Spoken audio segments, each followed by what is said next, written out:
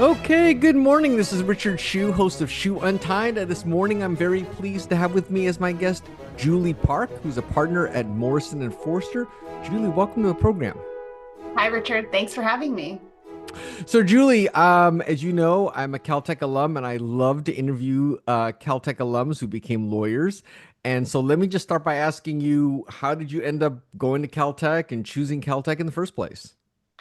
I would say really Caltech chose me. So I was a chemistry major, knew that I wanted to go to grad school and get a PhD in chemistry. And when I was looking at graduate schools, I really wanted to go to California.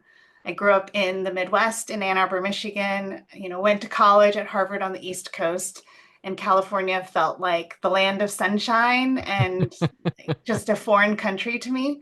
So I thought I would give it a try.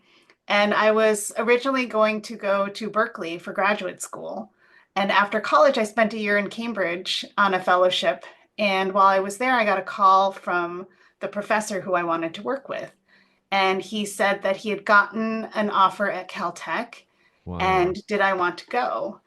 And I didn't really know what to think because I hadn't even applied to Caltech and I'd never really been there. So I hopped on a plane and flew out to LAX and went to Pasadena and fell in love with the campus, which is beautiful, as you know, and really liked the professor and his lab and ended up going back there to work for him. Wow, that's so amazing. And how did you like your time there? I mean, a lot of people, the smallness of that school really cuts both ways. I mean, some people love the intimacy. Some people feel like, it really limits on, the things and activities that can be on that campus.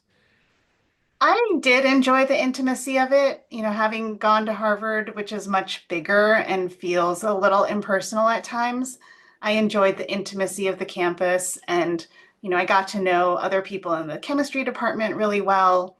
Um, you know, Worked out with everybody at the beautiful Caltech gym facility there and got involved in some of the chamber music offerings that they had, Oh, when I wasn't working in the lab, which was most of the time. yeah, yeah. But I didn't really enjoy being a scientist so much, which is how I ended up being a lawyer. But Sure. the campus, community was welcoming.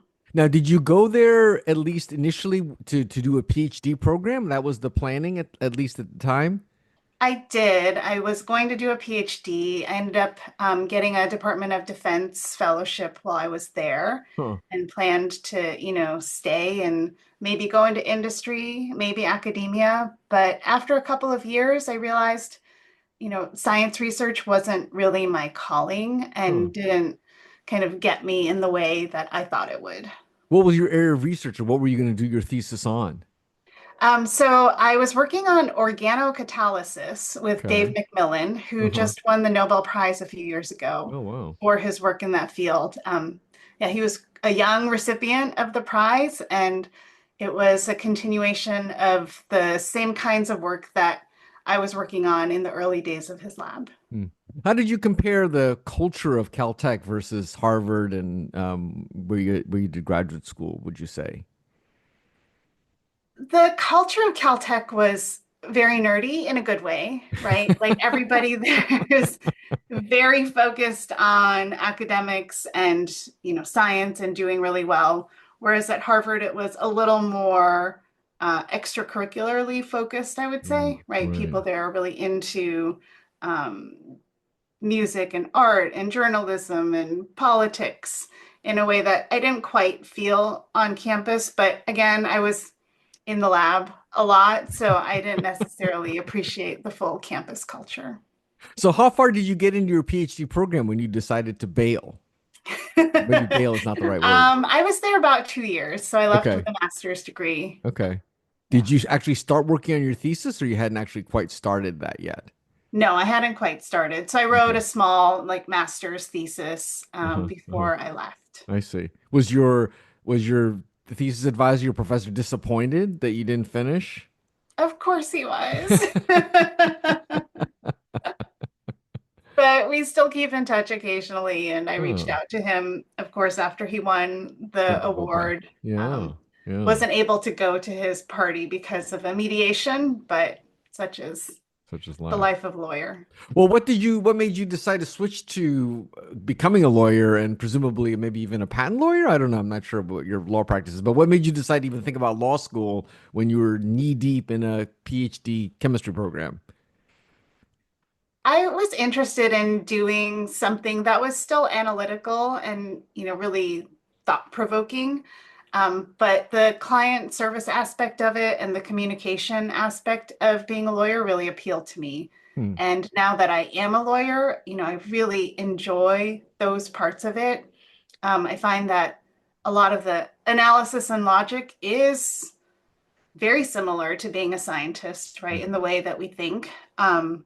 But being able to write and communicate and being able to help clients solve problems in real time for me is really rewarding. Whereas as Hmm. a scientist, you are solving problems, but the kind of practical result of it or the application of solving that problem doesn't come to fruition for sometimes many years and sometimes never at all.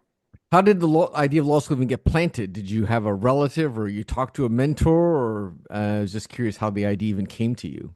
Yeah, I had a couple of cousins who had Mm. become patent lawyers after being scientists. So, my Korean immigrant family was very focused on science, and I think both my brother and I failed in not becoming doctors, but, you know, we were well trained in the sciences. This was a lot of my family. And, knowing that both of my cousins had done science, one had a PhD and one had an undergraduate degree in science and that they really enjoyed it was inspiring for me and was part of what made me I want to see. become a lawyer. How'd you like law school? You know, it's so different from being a science, obviously, very different. What did you think? I didn't love law school. I think the science part of me, right, is that I'm very hands-on and very practical, and law school is very theoretical and abstract, especially at a place like Harvard. Yes. Right, we did not study anything that was any particular state's laws or that was really practical in that sense. But what I did really love about law school was, the ability to do a legal aid clinic for 2 years and to get that practice Hmm. and to have a great community of like-minded people who wanted to help those in our community who needed legal services, while also taking classes and learning the theoretical side of the law. Hmm. But it did provide a great foundation for me. And once I came to practice and was actually able to apply it, I was grateful for that education. Hmm. What made you decide to go back to Harvard for law school? Did you just really like it there, or did you think about maybe trying a different school, maybe? I applied to many schools, and Uh-huh. my husband was also applying to pharmacy school at the time. And so we had a very narrow focus on places where we would both want to live I and see. places that had both good pharmacy schools and law schools. I So see. our universe was a little limited, but once I got into Harvard, he was like, "How can you not go to Harvard?"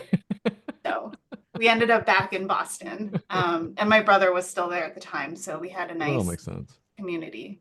So how did you end up choosing the area of practice you're in now? Like, was that something you stumbled into, or did you know you were going to go into this area of practice, or how? Tell me the story there. Definitely stumbled into it. So I didn't know what I wanted to do. And I was a little burned out and jaded with science by the time I was looking for firms to practice at. Mm-hmm. But I thought, Morrison Foerster has a great life sciences platform Mm-hmm. and, a great combination of litigation and transactional work.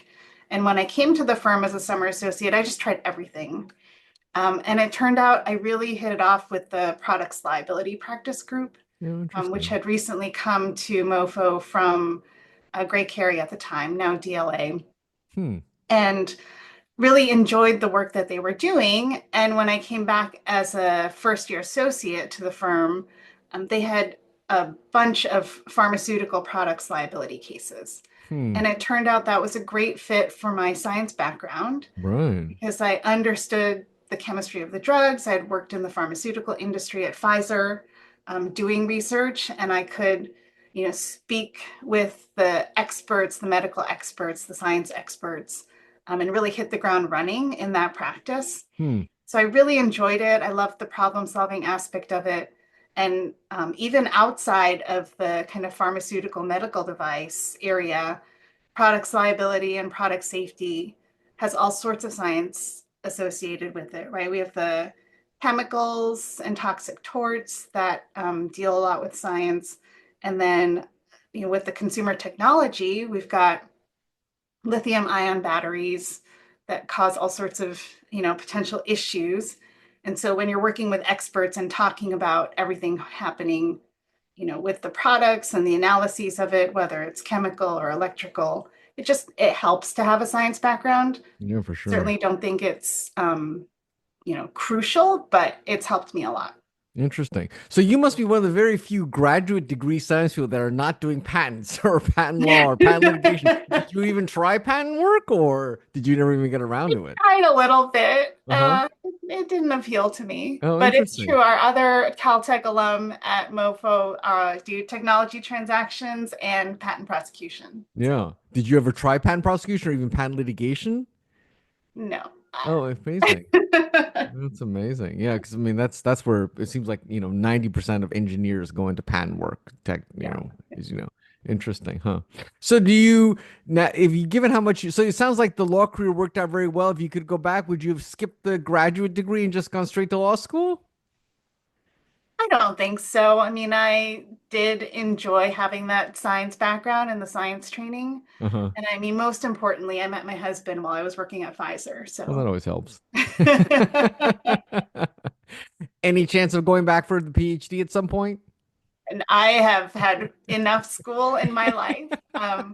We often joke about how many degrees I've acquired over the years. So I think I'm done. Yeah. Well, Julie, this has been a fascinating conversation. I really appreciate your taking the time, and thank you so much for sharing your story with me. Thanks for having me, Richard. This is Richard Hsu and Julie Park. Thanks.